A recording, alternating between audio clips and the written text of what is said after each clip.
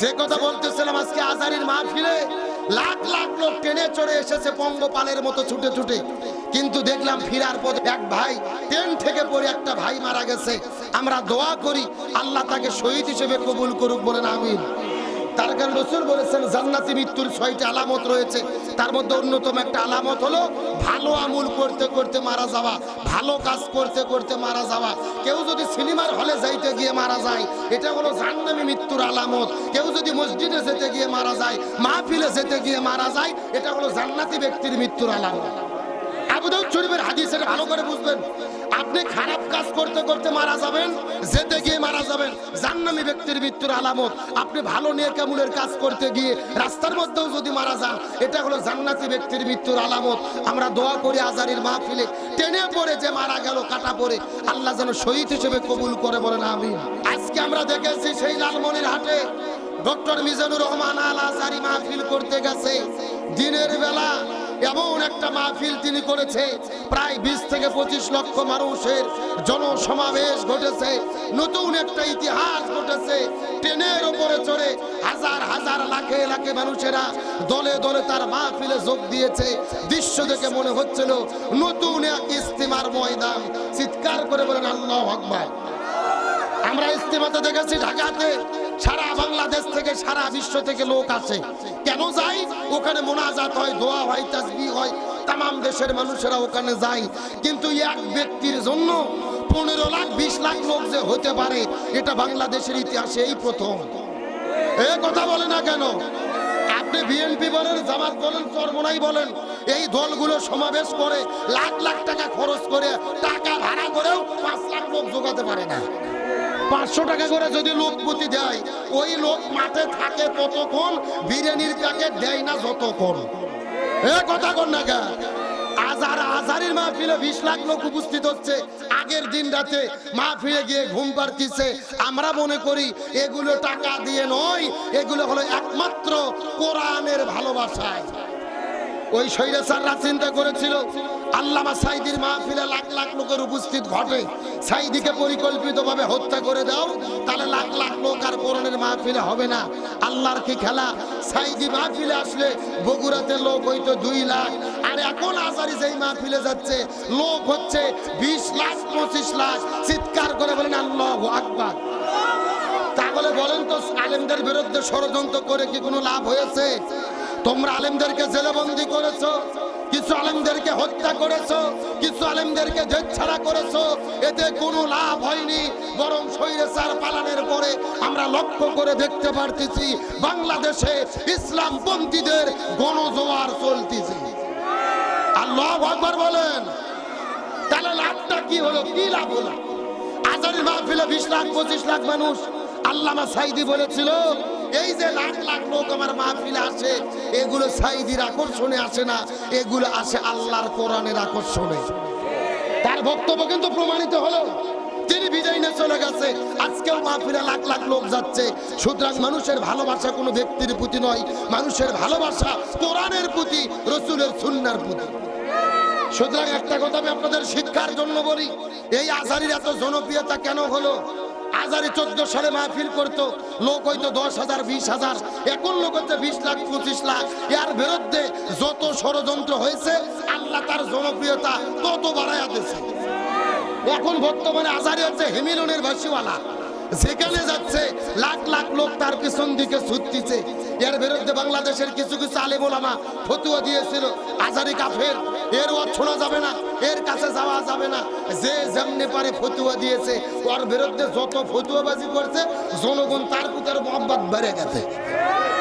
আমার নবী যখন মক্কায় ছিল, আবু জেল যেই মানুষগুলো মক্কায় যায়, রাস্তার মধ্যে ধরে বলছে, খবরদার, মক্কাত কিন্তু মোহাম্মদ নামে একটা পাগলা আছে, এই পাগলের কাছে তোমরা যাবা না, গেলে বিপদ আছে।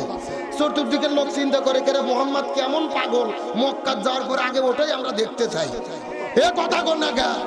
আমার দেশের আলেমেরা বলছে আজারি কিন্তু কাফের, এর ওয়াজ শোনা যাবে না। আর বাংলাদেশের মানুষ মোবাইল বের করে চিন্তা করছে, কেরে আজারির ওয়াজ আগে শুনি তো দেখি কি ওয়াজ করে। তারপরে ওয়াজ শোনার পরে আজারির প্রেমে পড়ে গেছে। কথা কোন ঠিক কিনা? তার মানে হেরে গেছে ওদের হিংসা, জিতে গেছে আমাদের ভালোবাসা। তার মানে বোঝা যায় আল্লাহ যদি কাউকে উপরে উঠাতে চায় ভাই, তাম পৃথিবীর লোক পাও ধরে টানলে কি তাকে নামাতে পারবে? 15 লক্ষ লক্ষ টাকাতে ভাড়া করে আনা সম্ভব? আলেমদের বিরুদ্ধে ষড়যন্ত্র করে আলেমদের ভালোবাসা কি তারা ছিন্ন করতে পেরেছে? আজারির মাহফিল হবে লালমনিরহাট জেলার ভেতরে। 2 দিন আগে থেকে হাজার হাজার মানুষ লালমনিরহাটে জড়ো হয়েছে। আগামীকালকে হবে মাহফিল, আর আজকে রাতে ছিন্ন করতে পেরেছে। আগামীকালকে আজারির মাহফিল হবে লালমনিরহাট জেলার ভেতরে। 2 দিন আগে থেকে হাজার হাজার মানুষ লালমনিরহাটে জড়ো হয়েছে। আগামীকালকে হবে মাহফিল, আর আজকে রাতের ভেতরে হাজার হাজার মানুষেরা তার প্যান্ডেলের মধ্যে গিয়ে রাত্রি যাপন করতেছে। চিৎকার করে বলেন আল্লাহু আকবার। জোরে বলেন তো দেখি, এগুলো লোক কি টাকা দিয়ে আনা যাবে? এক হুজুর আবার আলাউদ্দিন জিয়াদি 3 দিন আগে ফতোয়া দিয়েছে যে আজারির মাহফিলে 10 লাখ 15 লাখ লোক হয়, এগুলো লোক টাকা দিয়ে ভাড়া করে আনে। আচ্ছা বলেন তো 15 লক্ষ লোক কি টাকা দিয়ে ভাড়া করে আনা সম্ভব? বাংলাদেশের বড় বড় রাজনৈতিক দল আছে, তারা সমাবেশ করে কোটি কোটি টাকা খরচ করে, মাথা প্রতি 500 টাকা করে দেয়, তাই লাখ লাখ লোক জোগাড় করতে পারে না। আর আজারির মাহফিলে 15-20 লক্ষ 25 লক্ষ মানুষ যায়, এগুলো টাকার জন্য যায় না, এরা যায় কোরআনের ভালোবাসায়। আপনি টাকা দিয়ে লোক ভাড়া করে নিয়ে যাবেন, ওরা সমাবেশে থাকবে ততক্ষণ, বিরিয়ানির প্যাকেট পাবে না যতক্ষণ। এ কথা কন না গা, বিরিয়ানির প্যাকেট পাওয়ার পরে আর থাকে? আর আজারির মাহফিলে 3 দিন আগে মানুষেরা গিয়ে ঘুম পাড়তেছে, তার জন্য অপেক্ষা করতেছে। নিঃসন্দেহে এগুলো কিসের মহব্বত? তারা চেষ্টা করেছিল সাইদির মাহফিলে লাখ লাখ লোক হয়, আল্লামা সাইদিকে হত্যা করে দেব। কোন বক্তার মাহফিলে আর লক্ষ লক্ষ লোক হবে না। আল্লাহর কি খেলা? আল্লামা সাইদি আসলে লোক হইতো 1 লাখ, আর আজারির মাহফিলে লোক হচ্ছে 20 লাখ। আল্লাহু আকবার বলেন। আল্লামা সাইদি নিজেই বলেছিল, এই যে লক্ষ লক্ষ মানুষ আমার মাহফিলে আসে, এই মানুষগুলো আমার আকর্ষণে আসে না, এরা আসে আল্লাহর কোরআনের আকর্ষণে। সুতরাং আলেমদেরকে জেলেবন্দি করে, আল্লামা সাইদিকে হত্যা করে, আমির হামজা মামুনুল হককে জেলেবন্দি করে, আজারিকে দেশছাড়া করে কোরআনের গণজোয়ার বন্ধ হয়নি। কোরআনের যেই গণজোয়ার চলতেছে, আজারির মাহফিলের জনসমুদ্র প্রমাণ করে আগামীর বাংলাদেশ হবে কোরআনের বাংলাদেশ, আগামীর বাংলাদেশ হবে ইসলামের বাংলাদেশ, আগামীর বাংলাদেশ হবে আলেমদের বাংলাদেশ। এই জন্য আমাদের একতাবদ্ধ থাকার দরকার আছে না নাই? আমি চিন্তা করলাম আজারির এত জনপ্রিয়তার কারণ কি? বর্তমানে আজারি হচ্ছে হ্যামিলনের বেশিওয়ালা। হ্যামিলনের, আপনারা গল্পের মধ্যে শুনেছেন, হ্যামিলনের বাসিওয়ালা এক ব্যক্তি ছিল, যেখানে যাইতো লাখ লাখ লোক তার পেছনে যেত। আজকে আজারির অবস্থাও কিন্তু তাই। কিন্তু তার এত জনপ্রিয়তা, আমি চিন্তা করলাম কারণ কি? কারণ হলো একটা, আজারির বিরুদ্ধে আমরা যত হিংসা করেছি, এর বিরুদ্ধে যত ফতুয়া দিছি, আল্লাহ তার জনপ্রিয়তা তত বাড়াইয়া দিয়েছে। ওই যে 14 সালে আজারিকে দেশ ছেড়ে বের করে দেওয়া হলো, আমার দেশের কিছু কিছু মুফতি, কিছু কিছু মুহাদ্দিস, কিছু কিছু হিংসুটে হুজুর আজারিকে কাফের বলে ফতুয়া দিয়েছিল, আজারির মাহফিলে যাওয়া যাবে না। রাসূল যখন মক্কায় থাকতো, চতুর্দিক থেকে মানুষেরা মক্কায় যায়, আবু জেহেল লোকদেরকে ধরে ধরে বলে, খবরদার, মক্কায় কিন্তু মোহাম্মদ নামে একটা পাগলা আছে, এই পাগলার কাছে তোমরা ভুলেও যাবে না। মানুষেরা চিন্তা করে মোহাম্মদ কয় নম্বর পাগলা, আগে যাইয়ে ওটাই দেখতে চাই। এই একই ঘটনা রসুলের কাছে কাছে কালেমা পড়ে মুসলমান হয়েছে। যখন সব হুজুর মিলে আজারির বিরুদ্ধে ফতোয়া দেওয়া শুরু করছে, দেশের মানুষ চিন্তা করছে আজারি কি বলে, আগে একটু ইউটিউবে ওয়াজ শুনে দেখি তো। সবাই ওয়াজ শুনে দেখছে, না এনার তো কণ্ঠ ভালো, আলোচনা ভালো, তাফসির ভালো, তার মানে আজারির বিরুদ্ধে ফতোয়াবাজি করে কোনো লাভ হয়নি। আজারির বিরুদ্ধে যত ফতোয়া চলেছে, আল্লাহ তার জনপ্রিয়তা তত বাড়াইয়া দিয়েছে। আজারি কি কোনো দলের? কিন্তু তিনি যশোরে এক মাহফিলে শুধু বলছিল যে এক দল খাইছে আর এক দল খাবার জন্য রেডি হয়েছে। আচ্ছা বলেন তো, উনি কি কোনো দলের নাম বলছে? কিন্তু কিছু কিছু লোক এটা ভুল বুঝে নিজেদের দিকে টানে নিয়েছে, ঠিক না? উনি কোনো দলের নাম বলেনি। আমাদের বগুড়া একটা কথা আছে, চোরের মন। পুলিশ বলতেছে খাটের নিচে কেড়ে, ও লাভ দিয়ে উঠে বলতেছে কলা খাইনি। আমি তো মনে করি আজারির বক্তব্যের বিরোধিতা করা মানে আপনার নিজেদেরকে আর দোষী বলে স্বীকার করা। এই জন্য খবরদার নিজেদের দিকে বক্তব্য নেবেন না। আজারি কোনো দলের নয়, আজারি বাংলাদেশের 18 কোটি মানুষের সম্পদ, আজারি মুসলিম উম্মার সম্পদ।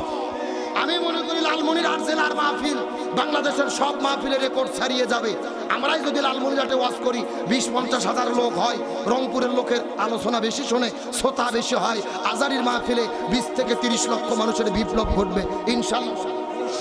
এখন আসেন আলোচনা করি, তাহলে আল্লাহর কাছে সবচাইতে প্রিয় হলো কি বিজয়ের আন্দোলন করা। গভীর মনোযোগ মাথার মধ্যে ঢুকান। আমার নবীজি রমজান মাসে 16 দিন রোজা রেখেছে। জোরে বলেন কয়দিন? 17ই রমজান নবীজি সকালবেলা রোজা ভেঙে ফেললেন, খেজুর খাইলেন, পানি খাইলেন। সাহাবীদেরকে বললেন তোমরাও রোজা ভেঙে ফেলো। সাহাবীরা বলতেছে ইয়া রাসূলুল্লাহ, এটা কেমন কথা বললেন? আপনি না 3 দিন আগে ওয়াজ করলেন একটা রোজার এত দাম, ইচ্ছে করে যদিও একটা রোজা ছেড়ে দেয় লাগাতার 60টা রোজা রাখতে হবে, আবার যদি একটা রোজা ছেড়ে দেয় আবার লাগাতার 60টা রোজা রাখতে হবে, আপনি কেন রোজা ছাড়তে বললেন? রাসূল বলতেছে বেশি বোঝার চেষ্টা করো না। ওয়ামা আতাকুমুর রাসূলু ফাখুযুহু ওয়ামা নাহাকুম আনহু ফান্তাহু। আমি নবী যা বলি তা তোমরা করো, যা করতে নিষেধ করি তা থেকে দূরে থাকো।